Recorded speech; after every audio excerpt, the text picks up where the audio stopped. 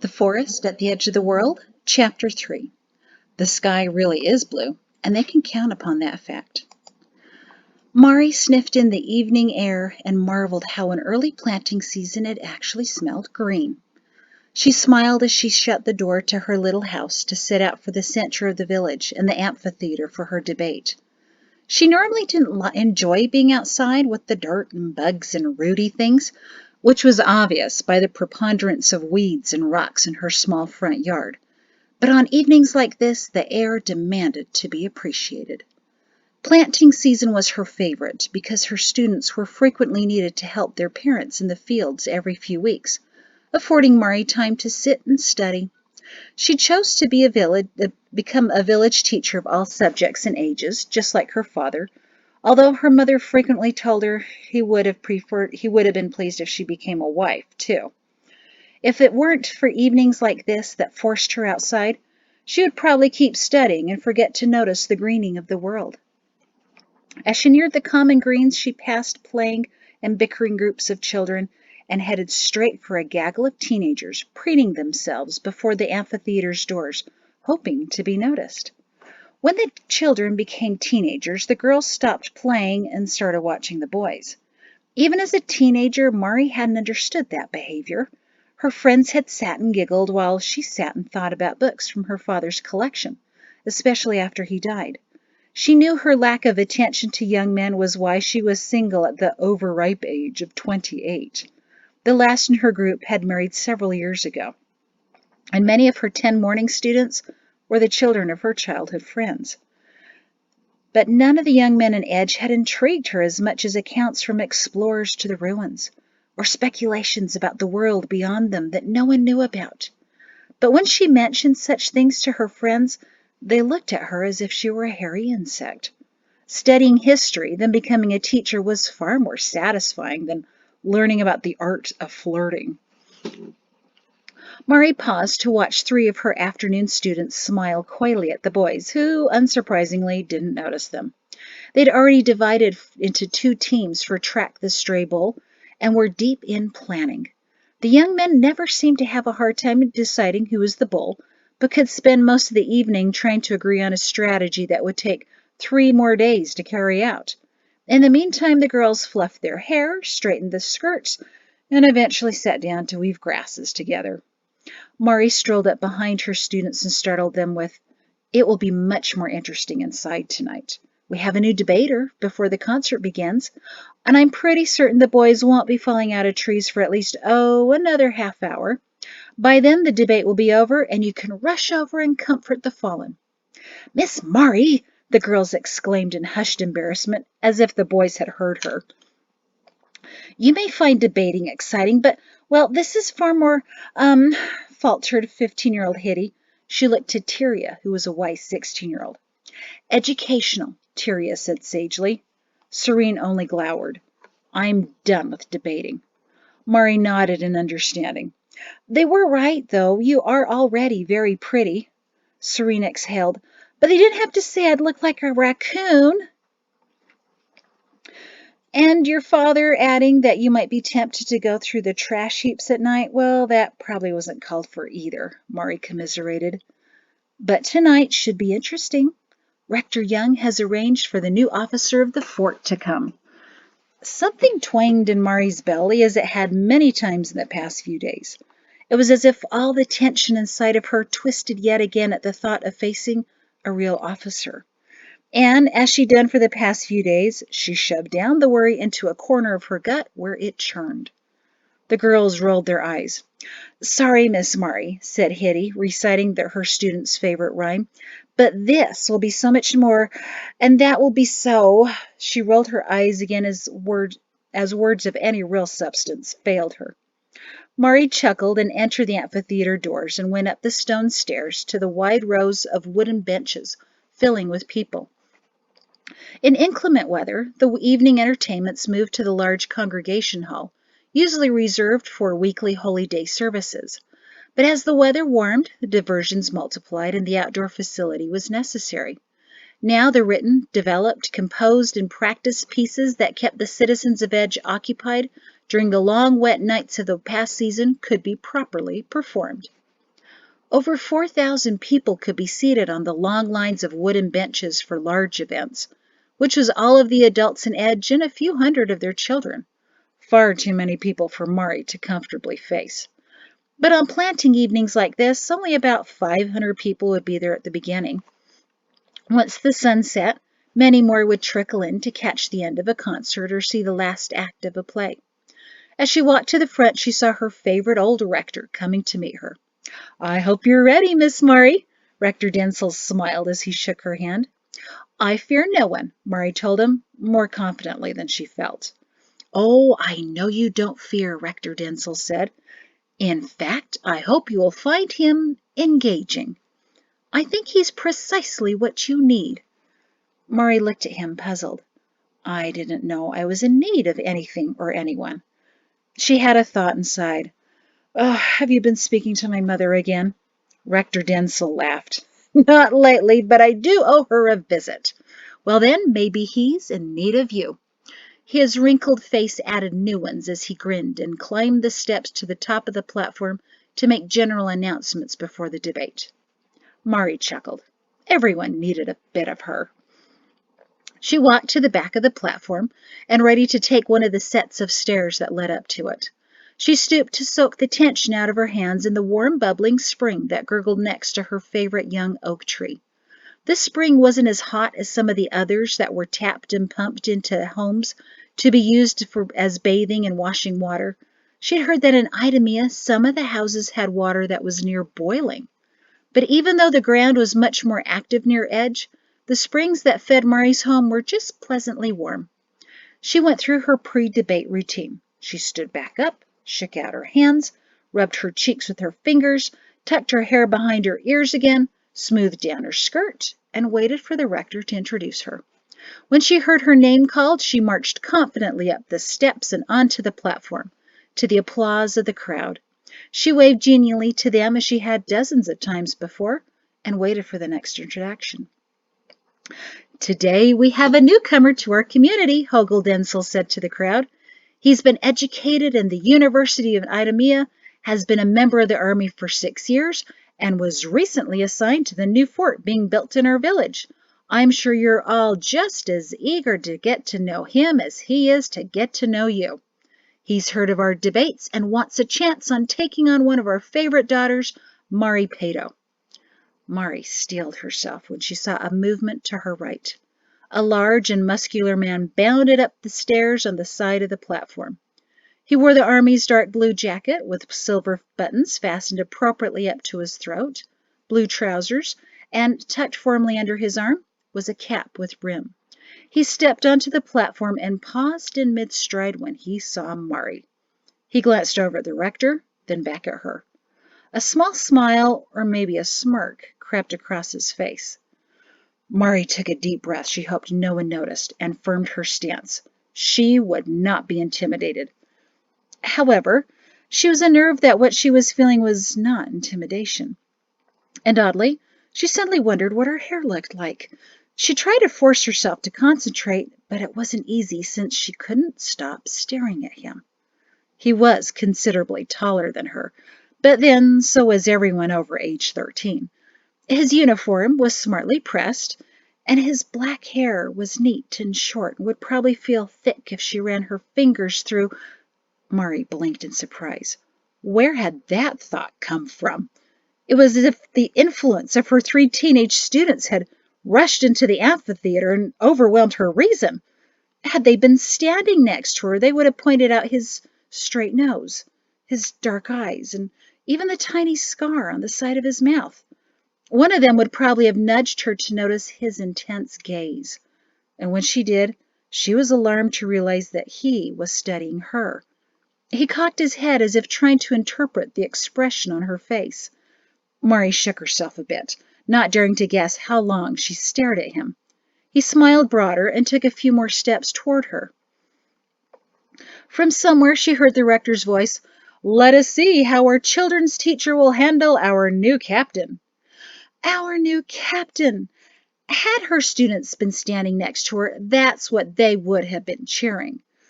Mari felt strangely weak before she remembered she hadn't breathed for the past minute. She filled her lungs and smiled at her challenger. "Well, Mr. Captain," she began, "what's the newest belief in Idemia? In the 319 years of our existence in the world, we have heard many strange things, but I'm sure what you will present to us will simply amaze us." Her voice was sweet and stinging at the same time, and she felt her confidence return. Mari always saw the debates as two boys fighting for possession of a boulder. She pictured herself starting on the top, with her opponent down below, where she could throw bits of gravel at his unexpectedly dark eyes, which she chose not to look at. Instead, she focused on his scar above his left eye and tried to imagine how it got there. A stick seemed to be involved. "Perrin," was all the captain replied. "What?" Mari was startled too quickly out of her scenario of a girl whacking him across the forehead. He stepped closer to Mari. "My name is Perrin Shin. And you are?" She knew that family name, Shin. She should know that name, but it escaped her for the moment, as did embarrassingly her own. I'm... Maybe it was good her teenage students hadn't joined her that evening. Mari Pato. Yes, that's me. Eloquent, poised, like a hog trying to jump a fence. She thought she heard chortling from the audience.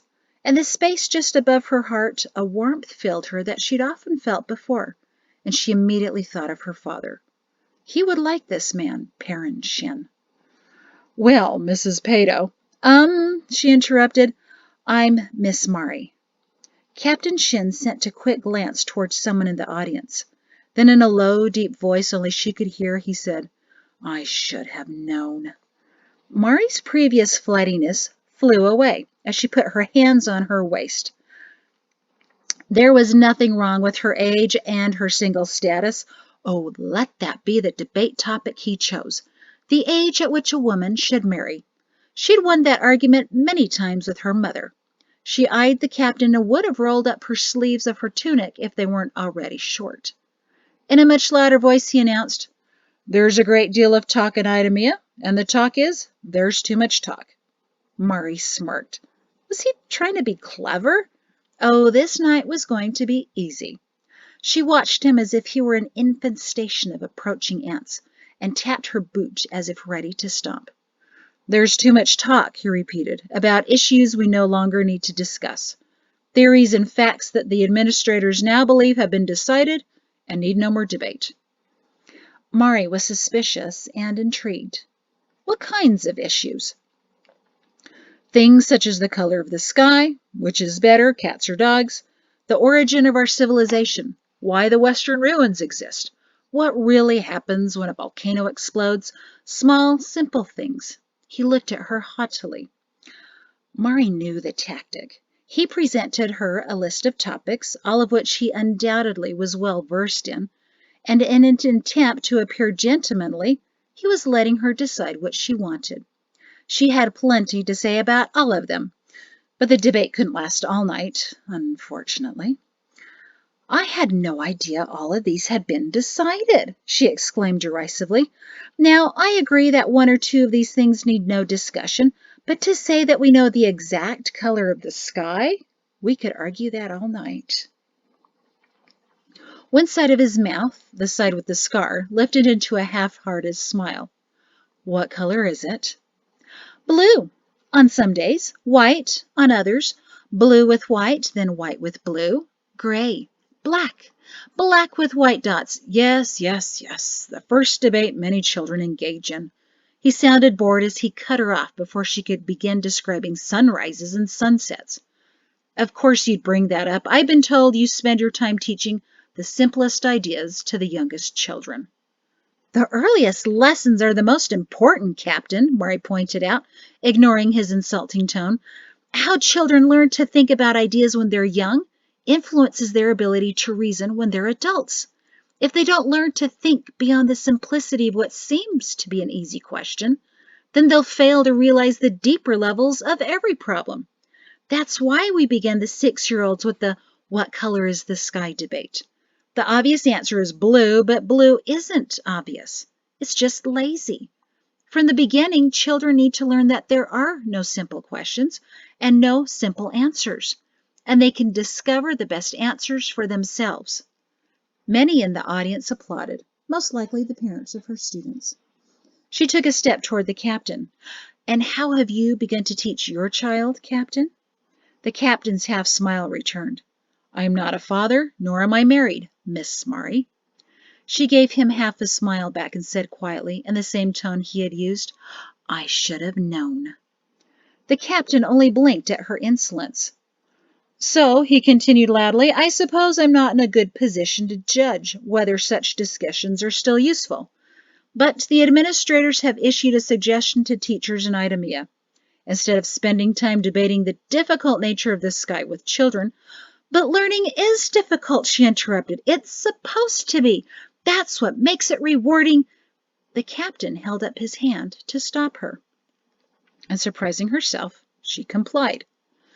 "The administrators have suggested," he repeated steadily, "that the children be told the sky is blue, since it almost always is." Mari folded her arms. "Years ago, I heard a revered scholar argue that the sky is not intrinsically blue. It's actually black. The blue that we see is merely an illusion, a trick of the sun, since when the sunlight is gone, so is the blue." The captain squinted. "Blue is an illusion." "Very much so, Captain." "Fascinating, Miss Pato," he said sincerely. "I'll have to look further into that. But such a concept is too complex for young children, and that's what the administrators believe.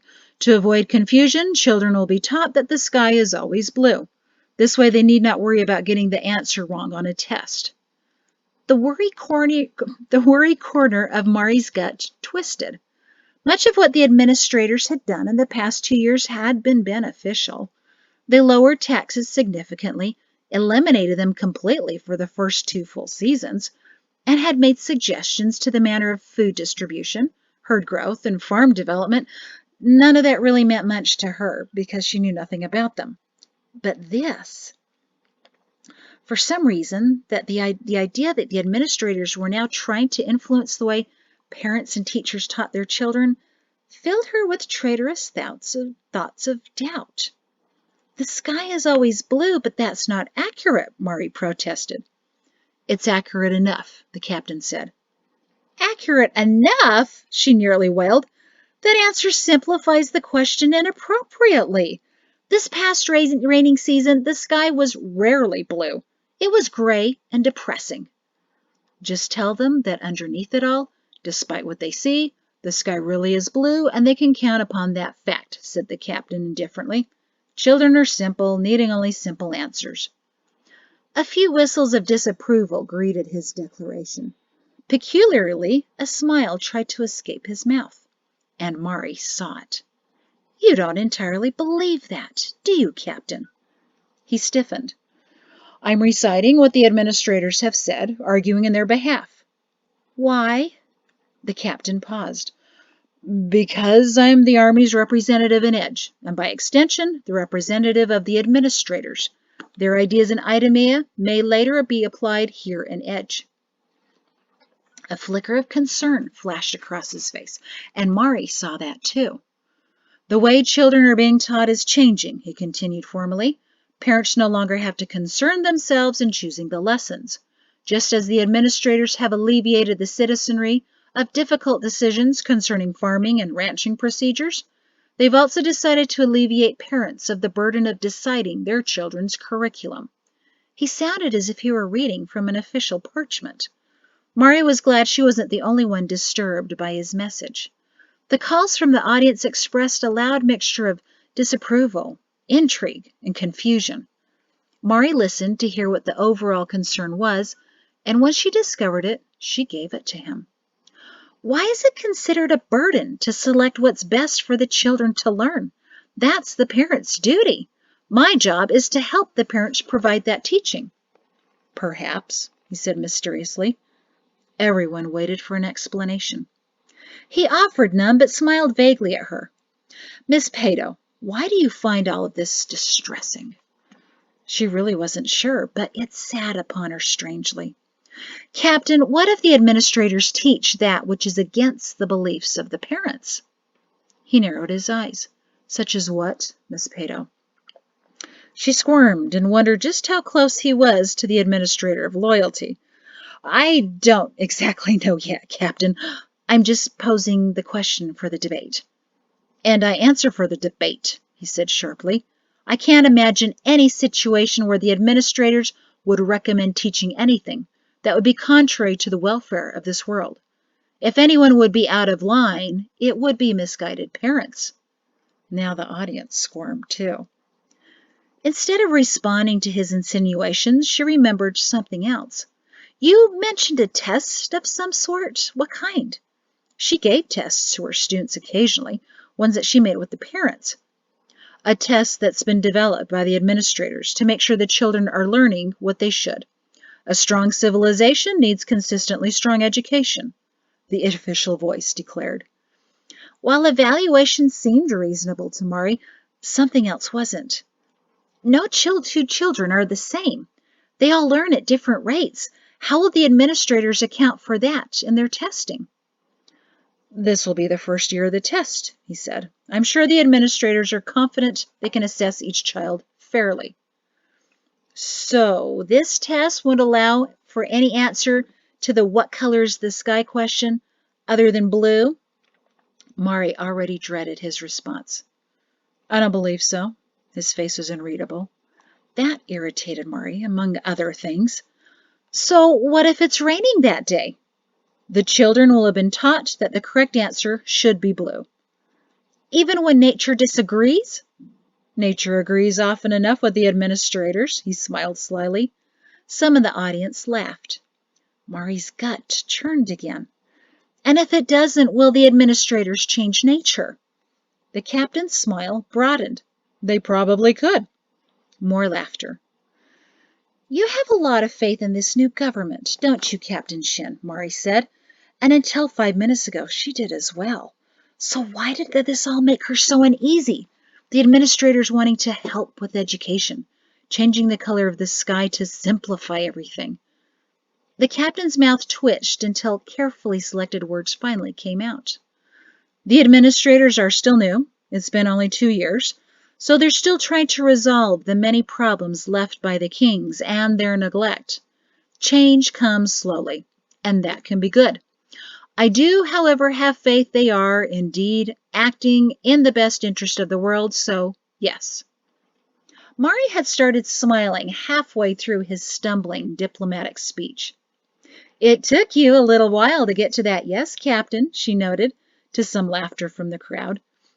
But after 2 whole years, I'd assume you'd have a firmer opinion by now. Some in the audience oohed in sympathy for him.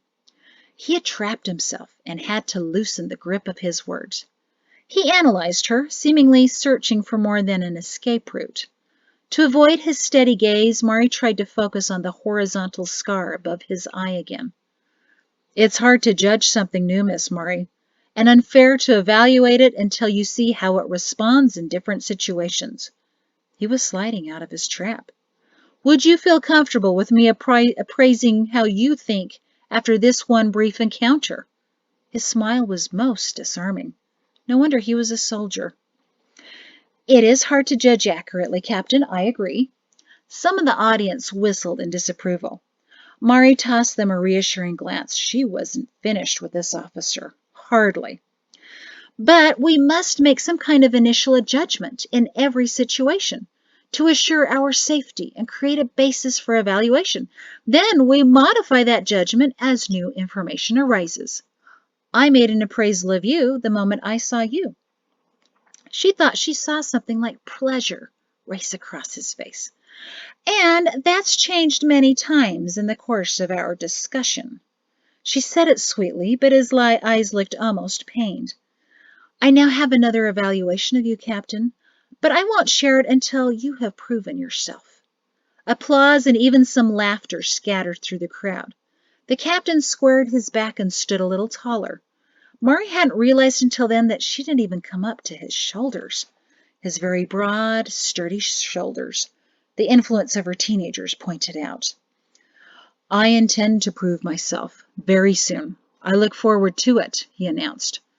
You're going to prove yourself to us? How progressive of Ida Mia, she sniggered. They're now even sending us entertainment. Several in the audience joined her in dubious laughter. Admirably, the captain didn't even blink at the ridicule. I have to admit, I'm intrigued that you seem to be against progress, Miss Pato. And as you know, Chairman Mal is all about progress. The villagers looked at her in nervous expectation. She knew about the chairman's focus on progress. She also knew the captain was trying to show he sided with the administrators, which would nudge her to some position opposite.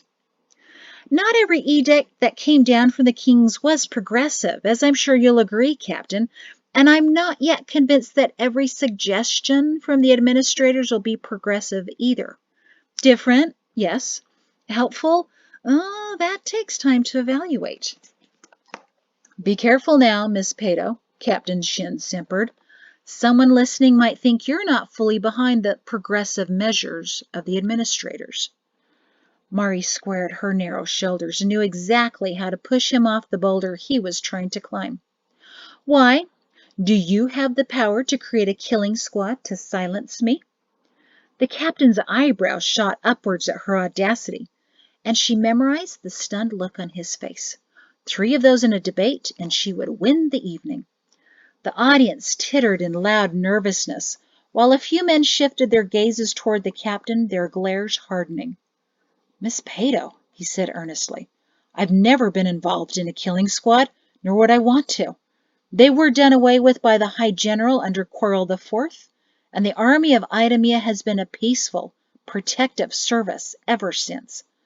But Miss Pato, he said, in a tone that dove straight into condescension, let's avoid these emotional tangents and get to the real point. What's your definition of progress? She was grudgingly impressed by his ability to run her accusation right off the road. She hadn't expected that. She'd rather thought he'd be as ridiculously thick as his neck. But he was a tricky one. Progress is change that improves everyone's lives, she decided. Our way of living, thinking, behaving. And how do you know if something is progressive or not? We test it, Mari said, just as the writings say, test all things as we are tested. Oh, wait, I'm sorry. She batted her eyelashes. I understand most people from Idamia no longer read the writings, too trite and unprogressive. She enjoyed watching his face tighten. The captain nodded. I have, in fact, read the writings once or twice. I remember the Creator telling the first 500 families that they should test all ideas and knowledge. So how can you dismiss the educational suggestions of the administrators without even testing it yourself? The audience chuckled nervously for Mari. He had a point. She had one to match. I'm all for finding out the truth, Captain. You won't find anyone more determined than me. I'll see what happens first in Idamia before I suggest to my students' parents that we try any of it here. So you're not opposed to progress? If I were, I would still be wearing animal skins and living in that same cave where the Creator first placed our ancestors when he brought them to this world 319 years ago. You enjoy referring to the writings, don't you, Miss Pato? He said, folding his arms and evaluating her. You probably know all of it, how the Creator taught the women to shear sheep and card wool, and how he taught the men to smelt iron, make tools, cut down trees, and make planking for houses. She folded her arms in a similar manner and cocked her head. I realize that in Idamia they call those of us who are still believers writings wretches, but I do, Captain. I enjoy discovering the truth the Creator and his guides left for us. Captain Shin held up a finger. Can truth be found from other sources, Miss Pato? Can't we learn to do things without the guidance of the Creator? We've been without the influence of guides for almost 120 years now, and we seem to be just fine. Are you suggesting, Captain Shin, she glowered, that losing our last guide in 200, his murder in the forest above Moorland, ending the words of the Creator to us was progressive? The angry tension that filled the amphitheater told the captain what his response better be if he had any hope of winning any hearts and minds that night. Miss Pato, any man's murder is tragic, he said somberly, and the death of the last holy man is beyond that. Of course, I would never suggest the death of guide packs was acceptable, but I would submit that we have carried on admirably since then. And those in this audience who still revere the writings as deeply as you do demonstrate that the spirit of the guides is still strong and viable. Perhaps the Creator now wants us to act for ourselves and progress to the best of our abilities without His direct guidance. Miss Pato, we didn't need a guide or the Creator to discover how to turn flax to linen or discover silk. But perhaps, he said with a growing smile that warmed his features and began to warm the audience as well, much to Mari's disappointment, perhaps the Creator did influence that woman to do her wash under the mulberry bushes so that the silk cocoons would fall into her hot water and make such an absurd but useful mess. And it wasn't because of the guides that men discovered ways to combine different soils, gravel, and water to create mortar to hold rock together. Our ancestors discovered that themselves. They also learned how to turn the pines north of Quake and to the west of Trades into pulp and thin paper, allowing us to print far more books than when we only had costly parchment. We did all of that. Miss Pato, he continued earnestly, I believe the Creator gave us minds and choices so that we could become creators ourselves.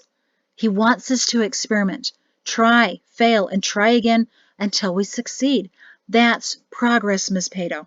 And I submit that the Creator is pleased with us when we experiment. In that light, the Creator is pleased with the administrators when they experiment. These changes in education, just experiments to see if we can progress to something even greater. Mari couldn't do anything while the crowd wholeheartedly applauded the captain, except plot against him.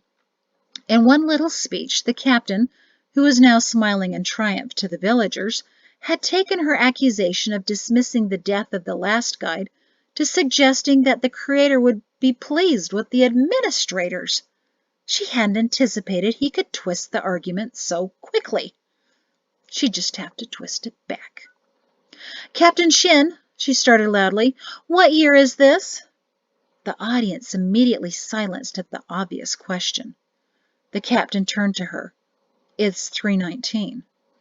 What year is it in Idemia? Now he squinted. Still 319. Has been for the last 6 days. But it will be instead 313 if some professors at the university have their way. Correct? The amphitheater waited silently. The captain swallowed. Perhaps. You see, Mari turned to the surprised villagers, a few professors, one of them a brother to the administrative culture, believed that our history should begin with the foundation of Idemia, and that the 6 years preceding that, when the first 500 families were under the tutelage of the Creator for 3 years, and then under the governance of his chosen guide Hiram, be eliminated from our children's education. The administrative culture wants our history to be taught that we began with the organization of Idemia, and that no mention should be made that the 6 men who founded it also murdered Guide Hiram. Captain Shin paled slightly. No changes can be made unless the majority of administrators agree to it, Miss Pato, he said firmly. That's why there are 23. Had such a suggestion been made to King Orin, he would have foolishly enacted it and changed all the books the next day. But that can't happen under the administrators. The suggestion is currently dying in a committee. That's progress, Miss Pato. Mari couldn't help but smile slightly in admiration. He twisted that argument masterfully, too.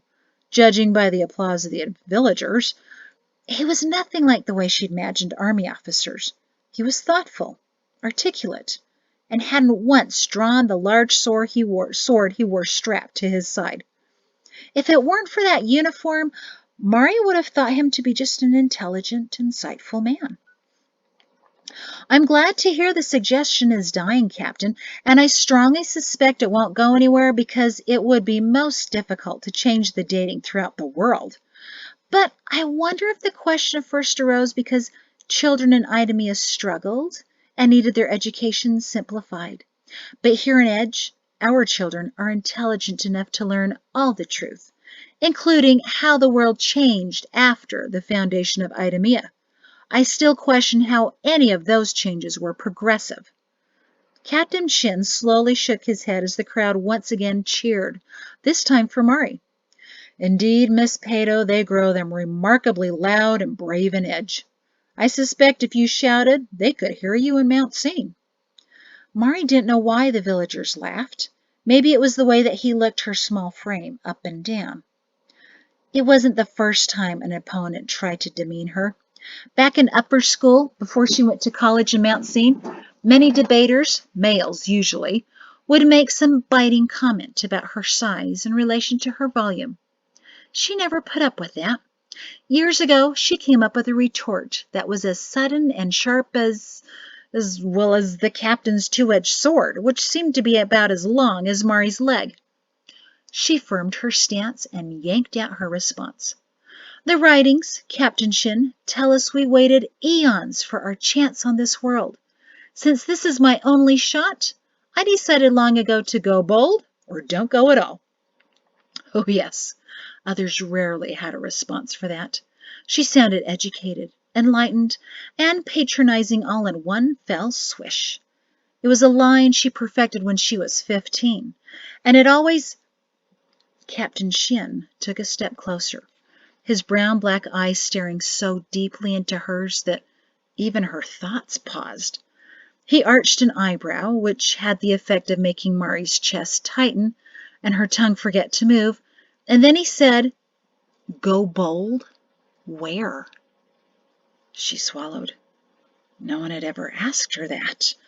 She didn't even realize until then that it was a potential question. The audience tittered in anticipation while Mari blinked in sudden self-doubt, until the captain spoke again. "And now, Miss Pato, how does one end the debates here?" As grateful as she was to not have to review the logic of her life's motto just then, Mari fought the urge to bite her lip. She wasn't quite finished with him yet, but at least she found her words again. "Against me? Usually one gives up and storms off the platform. You may do so now." Everyone laughed. The captain just smiled, making her wonder if he could laugh. "How else?" "It depends. Either the rector overseeing the debate declares a winner or a draw, or the audience decides." With that, Rector Densel stood up and turned to the audience. "Our debaters have given us much to consider tonight. Far too many new ideas to consider before we declare a winner." He turned to the two of them. "And with that, I bid you a fair evening." He pounded his walking stick on the ground, which signaled the end of the debate. Shouts of "Declare a winner!" arose, but the rector held his hand up to his ear as if he'd gone deaf. The shouts dissolved into laughter and finally applause. Mari waved politely and then rushed down the back steps of the platform to the bench that sat under her tree. Usually she enjoyed meeting the audience after a debate, but not tonight.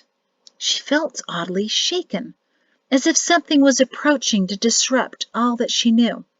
She remembered her father's words. Sometimes the world really is out to get you. Maybe the world was there in the form of Captain Shin. She had to think carefully about him. Her mind was split in two. One half influenced by girls that giggled about his features, the other half worried about his ideas of education and progress. "An interesting evening, wouldn't you agree?" Rector Densel broke into her thoughts as he placed a wrinkled hand on her shoulder. She stood up to greet him. "Oh, Rector, he seems to be a dangerous man, doesn't he? And he's our hope against the Garters? If the rumors are true about their return, we might as well surrender now." Rector Densel's white eyebrows rose. "Actually, I thought him to be a pleasant-looking fellow and quite good-natured, and I thought for a few moments you considered him pleasant as well. Was I mistaken?" Mari froze. She'd never been attracted to a man before, so she wasn't sure if she did. "But his arguments—" "Consider this for a moment, my dear. Did Captain Shin at any time state that the arguments he presented were his own ideas?" She ran the debate quickly over in her head, but irritatingly found herself remembering only how he'd smiled at her. I honestly don't remember." "Well, I do. And no, he never said those were his ideas. He came for a debate, right? And he gave you an interesting time, correct?" "Interesting or aggravating?" she snapped. He smiled in unexplained satisfaction. "I look forward to 3 nights from now. Captain Shin asked to meet you again in debate, and I agreed. I hope that's all right." He patted her arm without waiting for an answer, probably suspecting it would be "No!" and slowly ambled away, leaving Mari standing under the tree, trying to formulate a way out of it. A faint movement from the platform above caused her to look up into the eyes of the captain. Each time she looked at him, the world seemed to change, and it was most irksome. He crouched to reduce the span of the 10 steps created between them. "I wanted to thank you for a fascinating evening," he said, with a smile that made the ground seem to shift under her feet. "We must do this again, and I understand we will be very soon." He seemed different somehow, more agreeable. Mari slowly nodded, desperately searching her mind for some retort or comment besides the anemic "uh-huh" that she could manage. She shouldn't have been staring into his dark eyes. "My great-uncle said my time here would be interesting, and he was right, but he usually is. Good evening, Miss Pato." And with that, Captain Shin righted himself, turned, and walked out of Mari's view. She didn't mean to whimper. It just leaked out. End of chapter 3. Doodly doodly doo. There's your musical interlude.